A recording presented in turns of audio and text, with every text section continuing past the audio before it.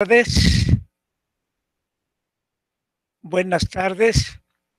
Les habla el doctor Fructuoso Ayala Guerrero desde la sala de videoconferencias de la Facultad de Psicología de la Universidad Nacional Autónoma de México. Muchas gracias a todos ustedes por conectarse, por ponerme atención. Gracias a los académicos y a los alumnos de la Facultad de Psicología. También muchas gracias a los que nos hacen favor de escucharnos fuera de Ciudad Universitaria, a la maestra Claudia Segura Fonseca, en representación del maestro Ezequiel Jaimes Figueroa, director de Educación Continua y a Distancia de la Universidad Autónoma del Estado de México. Gracias también al profesor Carlos Alberto Gutiérrez, que es profesor de esa Universidad Autónoma del Estado de México. También gracias a los académicos de la Facultad de Estudios Superiores de Zaragoza, de la Universidad de México, también a la Universidad Alliance International University, que nos enlazamos a través del maestro Gabriel Villeda Villafana. Gracias también a los académicos y alumnos de la Universidad de Hidalgo. Gracias al doctor Esael Pineda, que es académico de tiempo completo de esa universidad, la doctora Norma Angélica Ortega, la doctora Rebeca Guzmán, muchas gracias. También nos enlazamos a la Universidad Autónoma de Baja California. Saludamos a la maestra Ivonne Spitia y también a la doctora Remedios. Y con la Universidad de Morelos nos enlazamos con la maestra Saraí Huicochea de la Facultad de Psicología, con el doctor José Ángeles Chimal de la Facultad de Medicina y con el doctor Paul Saft de la Facultad de Ciencias Biológicas. También gracias al maestro Fernando Reyes Baños y a sus alumnos de la Universidad Americana de Acapulco. También agradecemos a la Asociación de Psicólogos de Acapulco que nos ponen atención. Y agradecemos también al maestro en ciencias Edgar Macías del Laboratorio de Psicofisiología de la Escuela de Psicología de la Universidad Autónoma de Coahuila. Y en el extranjero también nos ponen atención gracias al doctor Salvador Huitrón, que nos escucha en Estados Unidos, en el Instituto Scripps de La Joya, en San Diego, California. También nos escuchan en Sao Paulo, Brasil, en la Universidad Cruzeiro do Sul, gracias a la profesora doctora Celia Regina da Silva y a sus alumnos. Y también recientemente se integró la maestra en neuropsicología o maestra en trastornos del dormir, Tania García Vite, en la Universidad de Essex, en el Reino Unido. Bueno, pues muchas gracias a todos ustedes por ponernos atención y empezamos a desarrollar este tema que les interesa seguramente y que es un tema que desde que el hombre tuvo conciencia, desde el tiempo de las cavernas, le llamaba la atención esa actividad mental que ahora le llamamos sueños o ensoñaciones. Y actualmente, pues, a uno mismo, desde que como niño uno tiene conciencia, pues también le llama la atención qué es lo que pasa cuando está uno durmiendo.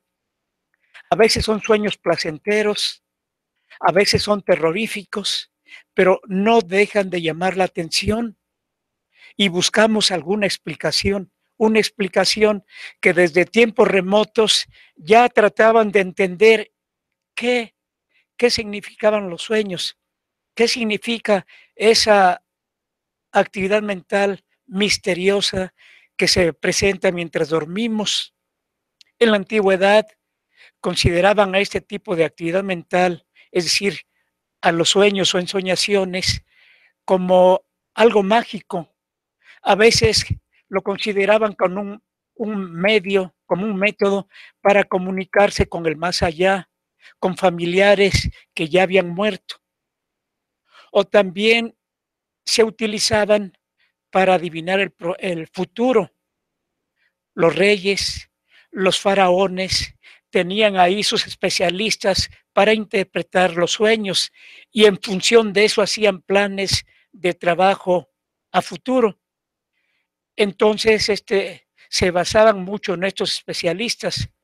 Desafortunadamente, muchas veces, que era la mayoría de los casos, cuando fallaban los intérpretes, eran ejecutados. Entonces, pues como ven, los ensueños o los sueños, pues ya tienen un gran interés desde la antigüedad. En la Biblia también se menciona, por ejemplo, a José, a José el soñador, José el soñador que ha dado origen a muchas fábulas, inclusive a muchas obras musicales. Este, José que vivió en el antiguo Egipto, que formaba parte de una familia donde había 12 hijos y él era el hijo preferido de los padres y por eso sus hermanos lo envidiaban de tal manera que finalmente tuvo que irse de la casa.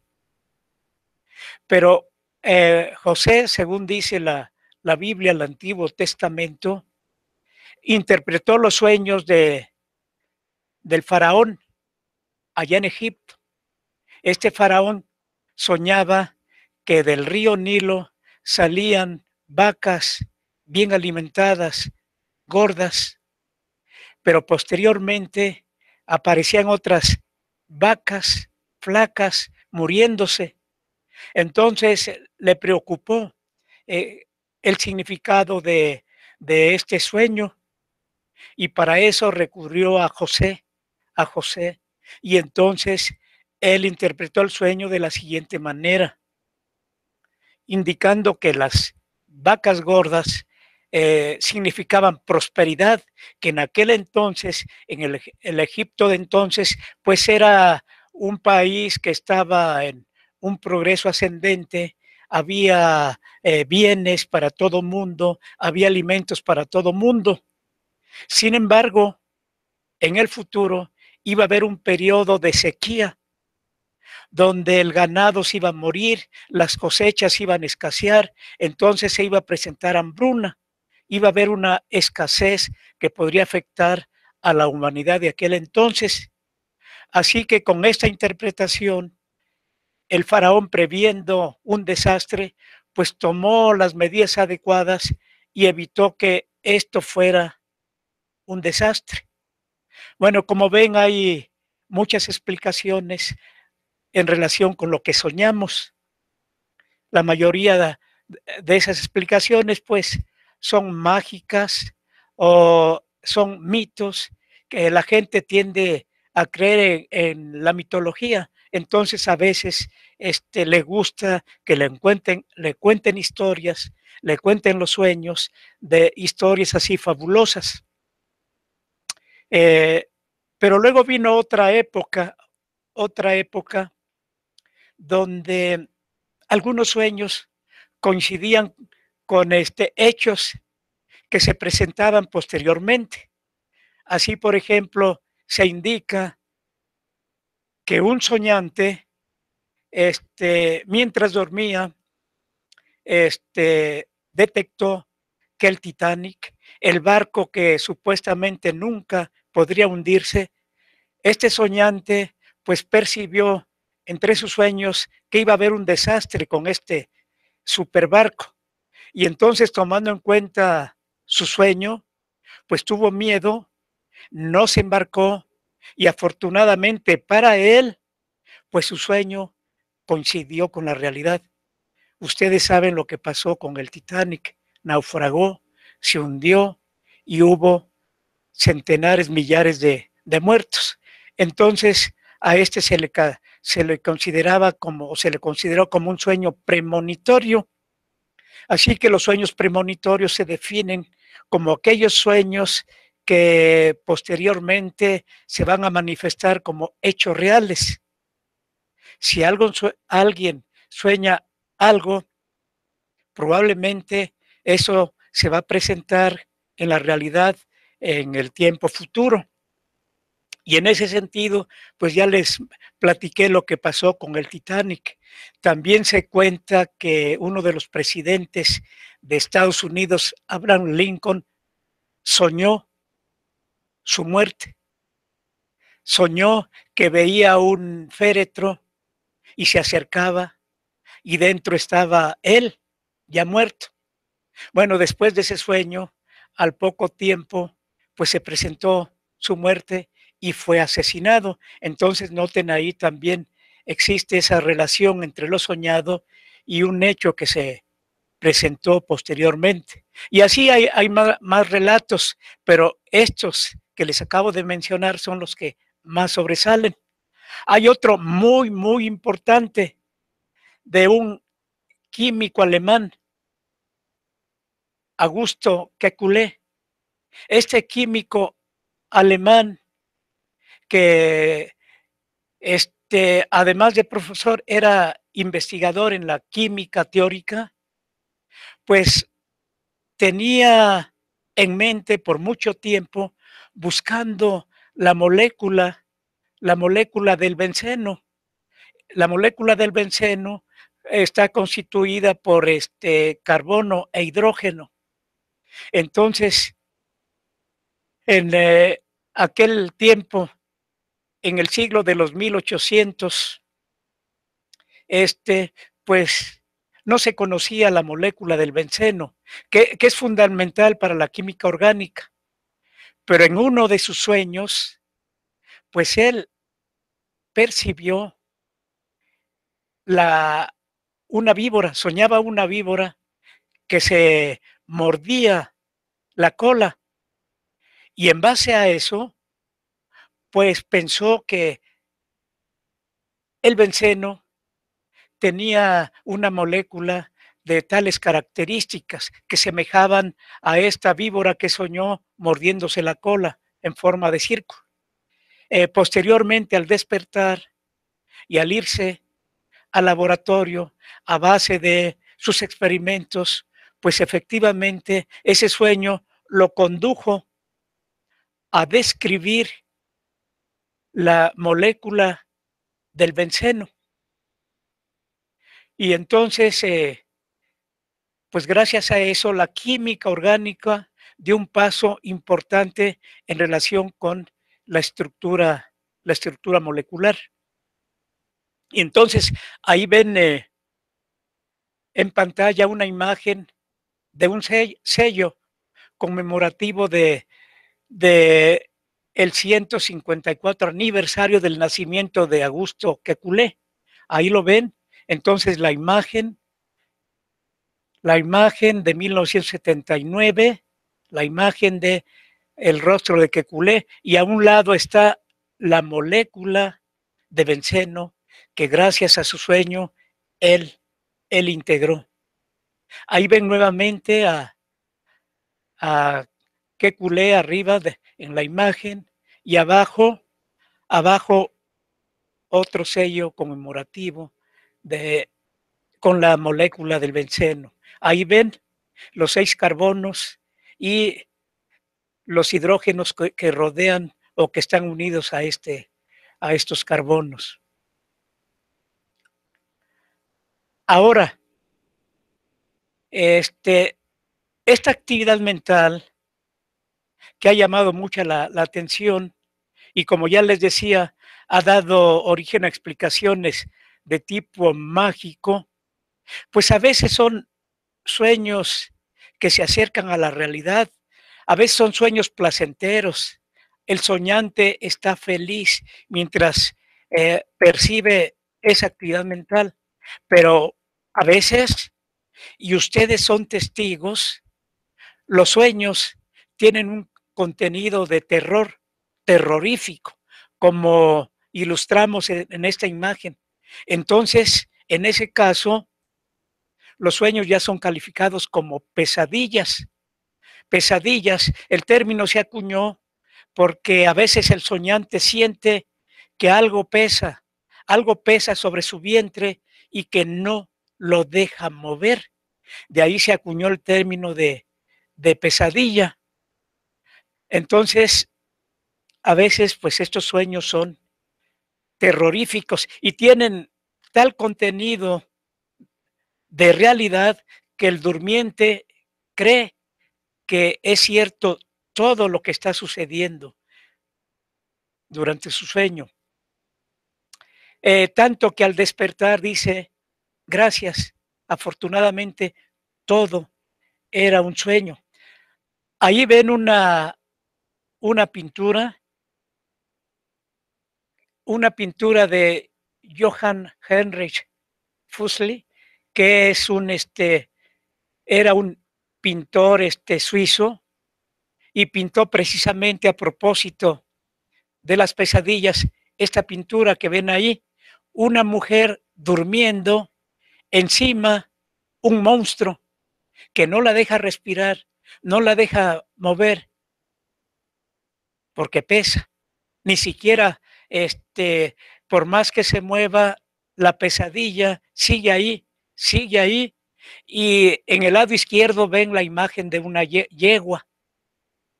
Ven ahí que eso también proviene del término en inglés nightmare, que dice la yegua de la noche. Entonces, ese cuadro precisamente representa una pesadilla. Y ahí ven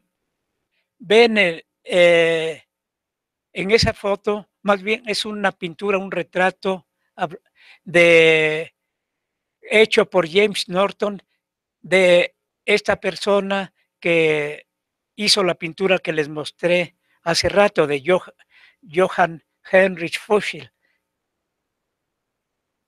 Ahora, de acuerdo a la plática que les había mencionado y que le pusimos como título Sueños, los sueños, mitos y realidades. Acabo de hacer un resumen muy general de los mitos, del pensamiento mágico que se tenía acerca de los sueños y más cuando hay pesadillas. Cuando hay pesadillas, pues eso supuestamente indicaba que se comunicaban con el más allá y aparecían seres que ya no existían o monstruos que vivían en el infierno, que vivían en otra dimensión y que regresaban, se metían a los sueños del sujeto que estaba durmiendo y que tenía pesadillas. Bueno, pero en este momento, en el tiempo actual, ¿qué dice la ciencia acerca de los sueños y de las pesadillas? ¿Qué son? ¿En qué momento se presentan? Bueno, se presentan en un momento determinado del sueño. El sueño está organizado en fases que vamos a mencionar y que esas fases se han identificado gracias a que el cerebro es muy sensible a los cambios de los niveles de conciencia. Y esa sensibilidad se manifiesta por ondas que varían en frecuencia y amplitud. Aquí en esta imagen que estamos proyectando en este momento, observan en los primeros trazos, se ve corresponde a actividad cerebral y esas ondas que se descargan en forma de usos, esa actividad alfa.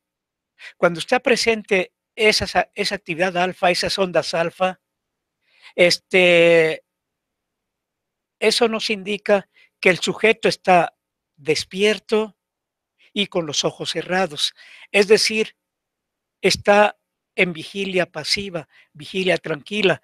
Es un estado previo al inicio del sueño.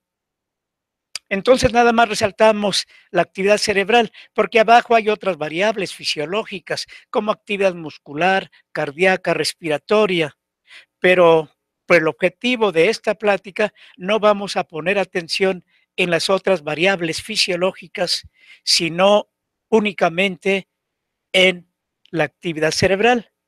Entonces, noten que a medida que atravesamos la frontera de vigilia a sueño ligero y sueño cada vez más profundo, la actividad cerebral se hace cada vez más lenta y de mayor amplitud.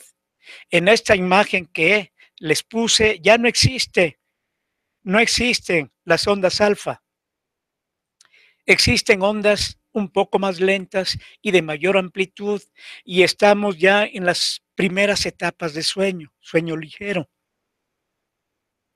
Si el sujeto continúa durmiendo, entonces la actividad cerebral se hace más lenta y de mayor amplitud, como pueden observar en este caso en la actividad cerebral.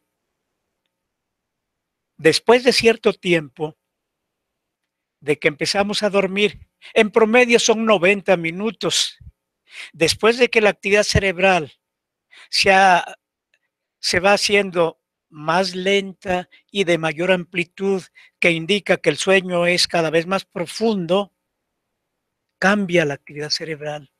Y como ven aquí en los primeros 4 trazos, desaparecen las ondas lentas de gran amplitud y aparecen ondas rápidas y de baja amplitud. El sujeto está profundamente dormido, pero sin embargo es una actividad que se parece a la de la vigilia. Además, en los 2 siguientes trazos, donde se registra la actividad ocular, hay movimientos oculares. Ustedes ven ahí ondas que, que se mueven en forma de espejo. Un canal sube y otro baja.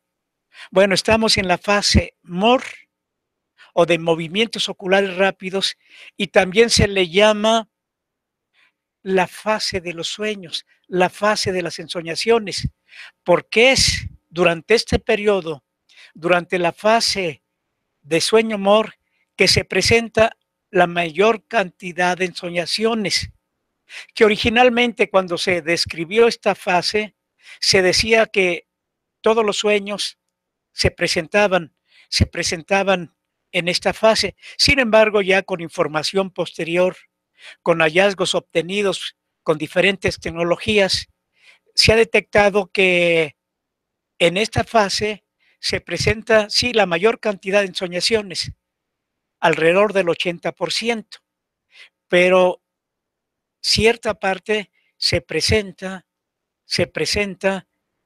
fuera del sueño MOR.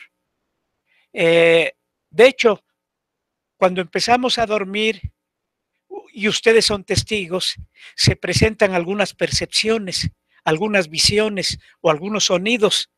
Esas se llaman imágenes o sensaciones hipnagógicas, porque se presentan al inicio del sueño. Eso indica imágenes hipnagógicas, imágenes que se presentan al inicio del sueño, aunque son un poco diferentes a las ensoñaciones propiamente dichas. Y también ustedes han percibido que pueden tener sensaciones mentales al final del sueño. En ese caso estamos hablando de imágenes hipnapómpicas, que etimológicamente significan que se presentan al final del sueño. Ahora, es muy interesante lo que sucede durante el sueño como proceso de dormir. Y hay muchos datos científicos que indican que durante el proceso de dormir cambia la actividad cardíaca, respiratoria, hay liberación de hormonas, aumenta la síntesis de sustancias. Ya se ha avanzado mucho en ese sentido. Pero ¿qué pasa con el proceso de soñar? ¿Qué pasa con las ensoñaciones? Que como les decía en un principio, desde que el hombre tuvo conciencia, le llamó la atención esa actividad mental que llamamos sueño. Como es un proceso subjetivo y que solamente el que está durmiendo, el que sueña, sabe que tiene ese tipo de percepciones mentales, ha habido dificultades para hacer un aborde científico para entender el significado de los sueños y si tienen una función para el organismo, ¿qué función desempeña? Que seguramente debe de tener una función, porque la naturaleza no hace nada en vano. Entonces, si se presentan los sueños, alguna función importante para la sobrevivencia del organismo debe de tener. Entonces, la ciencia ya poco a poco se ha acercado al análisis de los sueños con diferentes metodologías y poco a poco se está entendiendo su significado y posiblemente algún día se podrá detallar con precisión su significado funcional de esto que llamamos ensoñaciones. Se han hecho muchos abordes, muchos análisis a través de lo que se llama la neurociencia cognitiva o a partir de la neurofisiología, analizando la actividad cerebral, metiendo electrodos a diferentes profundidades en animales o con electrodos superficiales en el humano o inclusive con electrodos profundos en el humano, aprovechando que el neurocirujano abre el cráneo y hace trepanaciones, pues se puede aprovechar para introducir electrodos y estudiar la actividad de regiones profundas del cerebro. O también analizando los enfermos que tienen alteraciones neurológicas y psiquiátricas, que pueden describir sus sueños, sueños alterados, que se confunden, tienen frecuentes pesadillas y eso se puede relacionar con su estado emocional, con su estado psiquiátrico, con el daño neurológico. Todo eso ha, ha ido dando información acerca de las ensoñaciones. Y cómo se ha avanzado ya desde el punto de vista científico. Ahí en esa imagen es una imagen de hace 30 años, cuando estábamos en el Instituto de Investigaciones Biomédicas. Ahí ven al profesor Alfonso Salgado, profesor de la Facultad de Psicología que acaba de jubilarse. Y también ahí, con Patilla, me ven a mí. He cambiado mucho. Obsérvenme actualmente y observen esa imagen hace más de 30 años. Y ahí tenemos un modelo animal que puede dar información acerca de las ensoñaciones. Ahí ven un gato que se está montando en un equipo que se llama estereotáxico, donde se le van a meter electrodos de profundidad y estudiar cómo se comportan sus regiones cerebrales durante el ciclo vigilia-sueño. Ahí ven otra imagen, ahí estoy al fondo, estoy ahí, ese bigotón que ven al fondo, pues soy yo, estoy en un laboratorio de Francia, en Lyon, Francia, y ven a uno de barba ahí, a mi lado, es un investigador francés, y ahí en medio está el gato, nuestro modelo animal, que en parte ha sido un instrumento, un modelo para empezar a entender la parte neurofisiológica de los sueños. Aquí, aquí les muestro en esta imagen que tiene varias partes, ven allá a la izquierda A, B, C, y ven unos trazos de actividad cerebral donde sobresalen espigas. Ven ahí unas ondas puntiagudas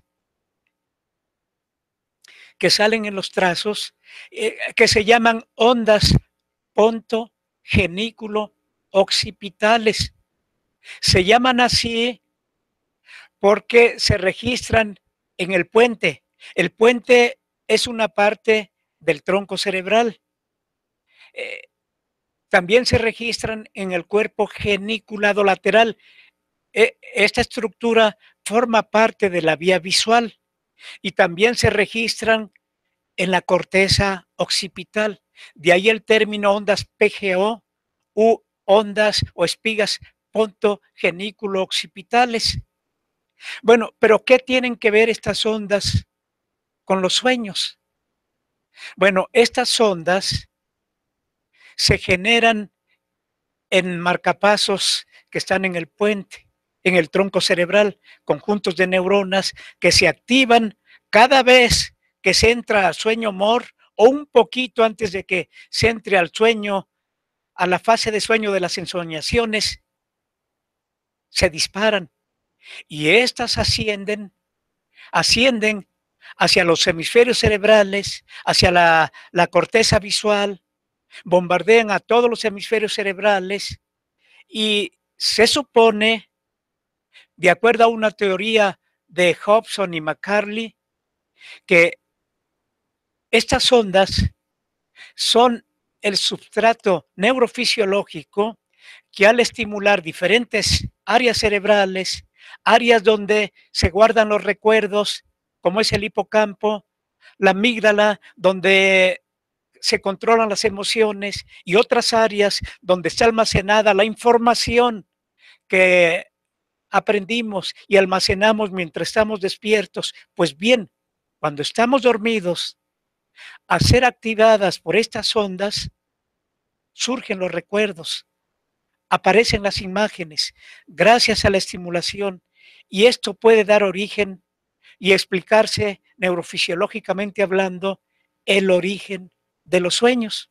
Así que, de acuerdo a esta hipótesis de Hobson, McCarley, de activación e integración, así se pueden generar los sueños. Bueno, esta imagen la saqué de un trabajo que publicamos cuando yo estuve trabajando en Francia, en Lyon, Francia.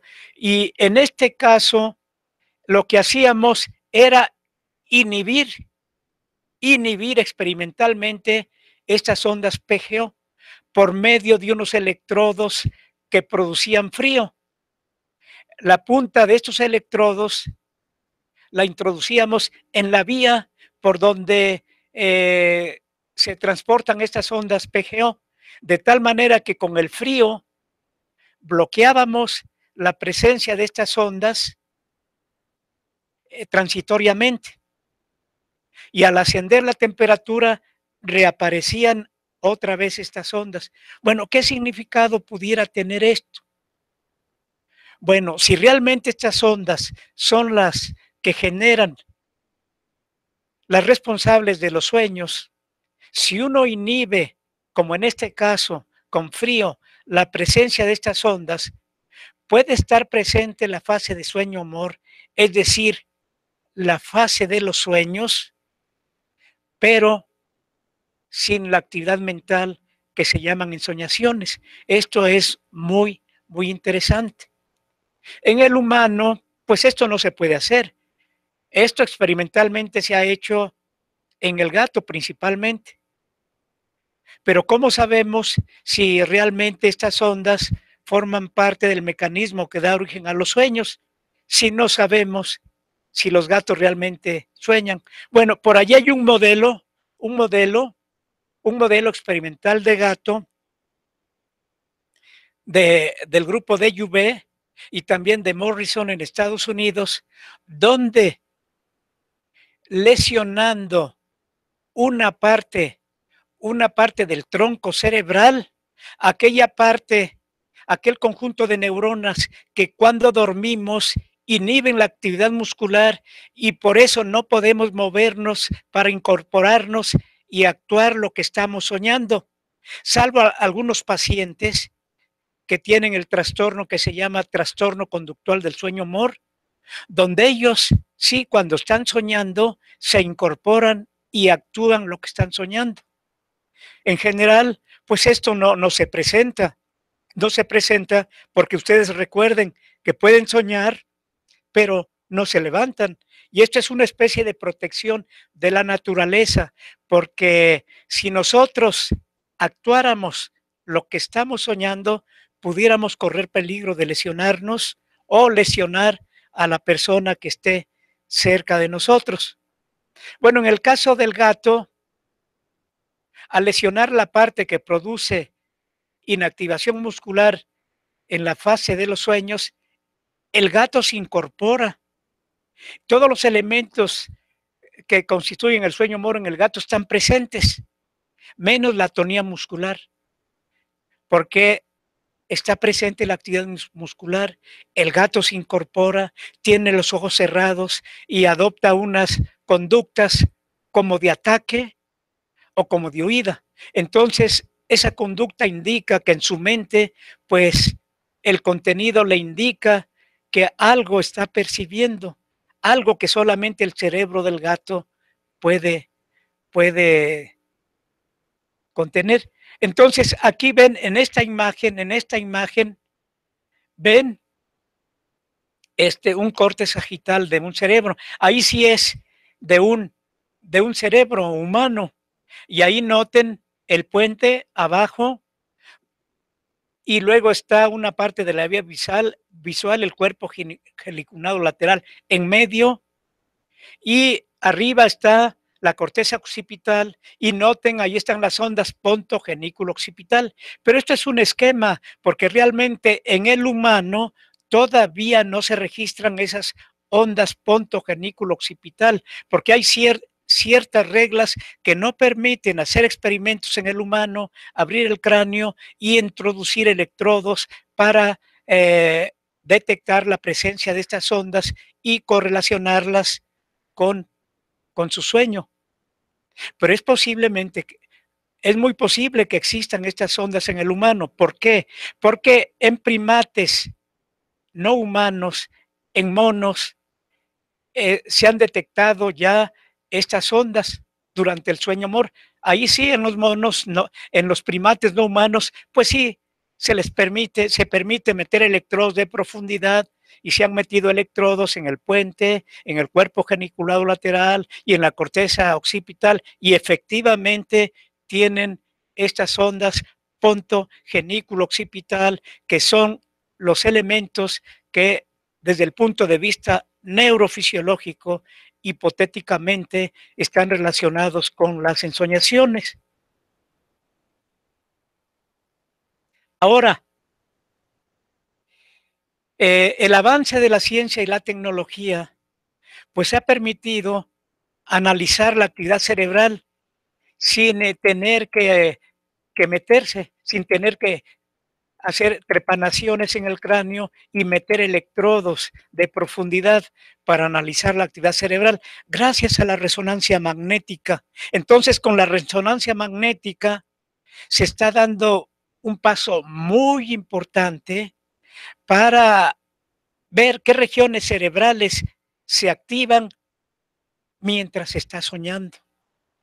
Y entonces se están dando pasos importantísimos y también con la selección de aquellos individuos que dicen que tienen sueños lúcidos. ¿Qué son los sueños lúcidos? Bueno, son aquellos sueños donde el durmiente se da cuenta que está soñando, adquiere conciencia, sabe que eso, su mente, lo que está percibiendo en ese momento son sueños, él lo sabe y además se supone tiene la capacidad de modificar la historia del sueño. Entonces, a eso se refiere con sueños lúcidos. Esto parece un mito, y parece un mito porque el sueño es un fenómeno subjetivo, que solamente el que está soñando lo sabe. De tal manera que en ese sentido, pues puede haber muchos mitómanos que indican que se dan cuenta que están soñando y que tienen esa capacidad de actuar sus sueños, de modificar la historia de sus sueños y cómo creerles. Bueno, ahora ya con la tecnología se están dando pasos importantes para comprobar si efectivamente alguien tiene la capacidad de tener sueños lúcidos. Y en este esquema se integra, se integra hay algunos circuitos que tratan de describir cómo se originan los sueños lúcidos. En la parte central de arriba están los circuitos que describen las regiones cerebrales que participan durante los sueños, durante la fase de sueño-humor. Y abajo a la izquierda están los circuitos que participan durante la vigilia para percibir imágenes, estímulos del medio ambiente, qué regiones cerebrales se activan, si alguien está observando alguna imagen, algún paisaje, pues se activa la corteza visual que está en la región occipital.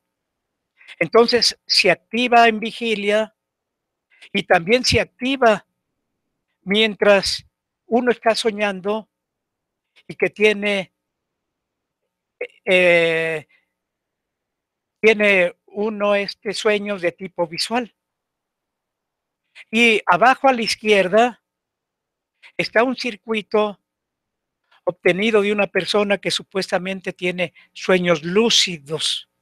Y entonces, esas partes que se activan durante sus sueños lúcidos, esas regiones cerebrales son parecidas a las que se activan mientras estamos despiertos.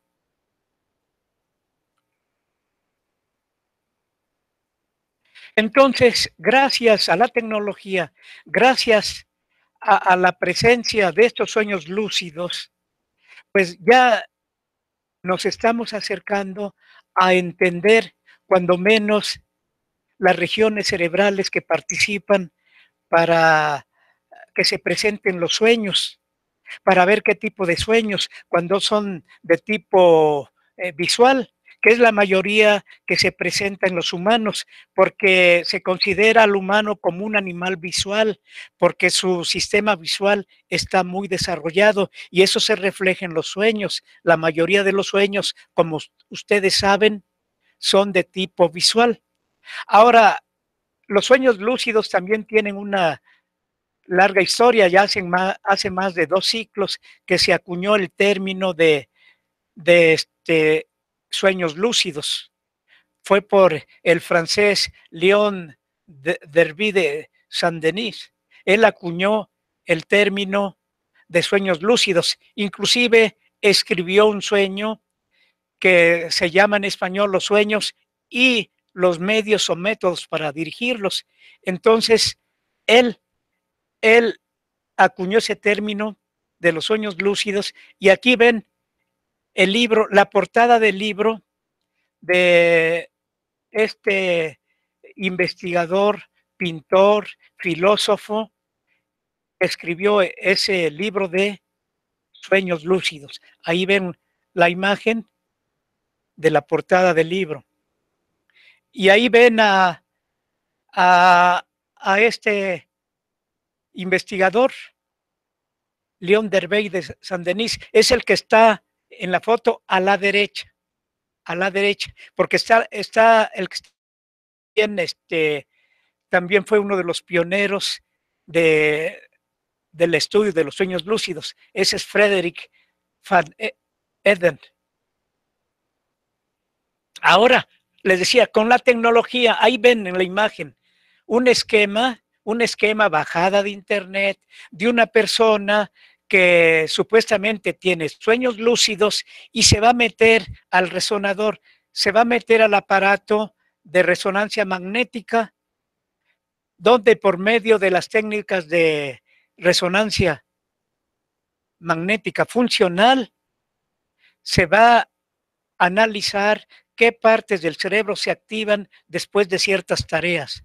Las tareas en este caso es que entre, que se ponga a dormir y que indique de alguna manera el momento que está soñando. Y aquí ven en un esquema real, o más bien es una toma real, una foto real del resonador. Ahí ven la parte anterior del cerebro está hacia arriba, la región occipital está abajo y del lado izquierdo es una toma mientras el sujeto está despierto y del lado derecho cuando está durmiendo y refiere que tiene un sueño lúcido. Observen del lado izquierdo, del lado izquierdo se le indica que mueva la mano. Ya puede ser la mano izquierda o derecha. Y entonces cuando hace ese tipo de actividad, cuando esa actividad motora, ahí en el resonador se activan las áreas cerebrales que efectivamente regulan normalmente el movimiento de los sujetos. Les comento que en la región frontal está la corteza sensitivo-motora, que es la que ahí está activada. Esa corteza, la del hemisferio izquierdo, controla el movimiento de la parte derecha del cuerpo y la del hemisferio derecho controla el movimiento de la parte izquierda del cuerpo. Pues bien, regresando a esta imagen, del lado izquierdo se activa la corteza motora porque el sujeto está moviendo la mano izquierda o la mano derecha según las instrucciones. Ahora, en la figura derecha, el sujeto está durmiendo, está en sueño mor, en la fase de los sueños y tiene un sueño lúcido. Y entonces ahí, como él voluntariamente, entre comillas, durmiendo, puede controlar sus sueños, pues ahí también sueña que mueve la mano derecha o la mano izquierda y también se activan aquellas áreas cerebrales que regulan la actividad motora de la mano. Ahora, y han ido un poquito más allá. Además de la resonancia magnética, paralelamente registran la actividad cerebral,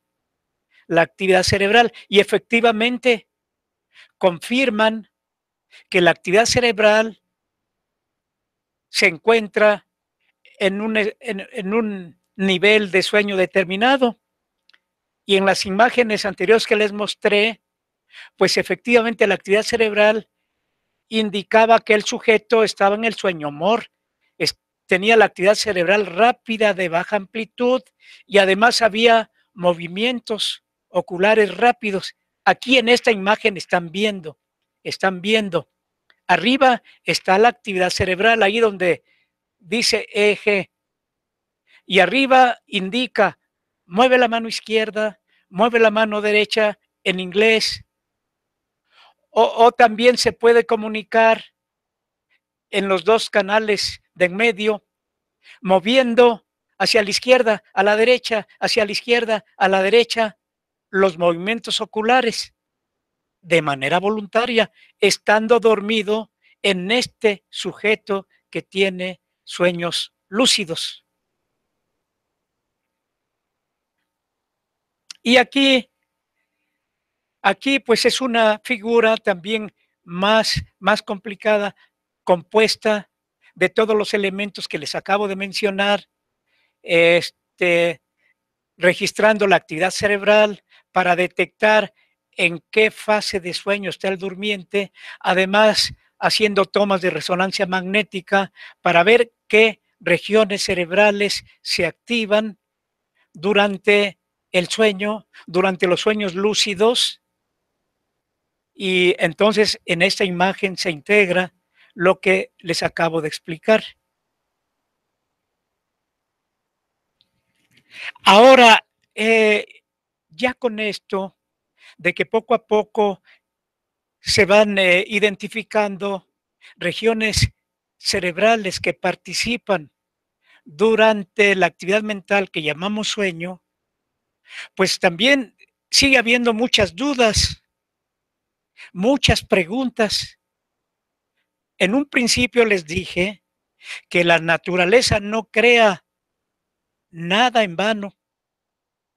Entonces, ¿para qué sirve soñar? ¿Será un lujo de la naturaleza? ¿Es un desperdicio?